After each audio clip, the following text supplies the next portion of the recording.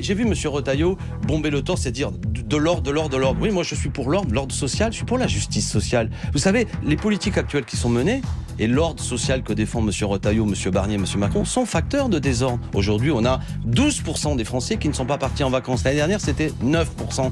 Et à côté de ça, on a chaque jour 47 000 millionnaires de plus. Donc de quel ordre on parle? L'ordre, moi aussi, je ne suis pas pour que vous fassiez agresser ni moi. Mais aujourd'hui, il y a un ordre économique que ces gens-là défendent qui est facteur de désordre dans le pays. Donc, ces gens-là sont facteurs de désordre. Alexis Corbière, parce qu'on vous entend sur ce sujet, mais Bruno Retailleau prend les parlementaires à témoin. Il dit, je dis à tous les parlementaires, quelle que soit leur sensibilité, ne restons pas indifférents à la détresse de tous ces Français.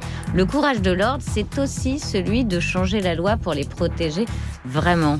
Est-ce que vous allez répondre? Mais qu'est-ce que ça veut dire, ça, hormis des éléments de langage? Est-ce que M. Retailleau veut agir quand il y a des plans de licenciement d'entreprises qui font des profits? C'est de la détresse, qu'est-ce qu'il a prévu, Retailleau? Mais il est ministre de l'Intérieur. D'accord. Donc ce qu'on veut, c'est précisément faire croire que dans ce pays, il faut faire une inflation de législation contre je ne sais pas trop qui, si j'ai bien compris, les étrangers. Vous savez, il y a déjà des lois qui existent. Il faut arrêter de croire que la police ne fait rien. Il y a des étrangers, parfois moi je le regrette, qui sont interpellés, qui sont expulsés. Il y a aussi des gens, vous savez, j'habite la Seine-Saint-Denis, ne serait-ce que pour obtenir un rendez-vous à la préfecture pour renouveler ses papiers, c'est extrêmement compliqué. Donc cessons de croire que la France est un pays de cocagne pour les étrangers qui viennent profiter. Ça, c'est pas le sujet. Mais ces gens-là veulent détourner la conversation.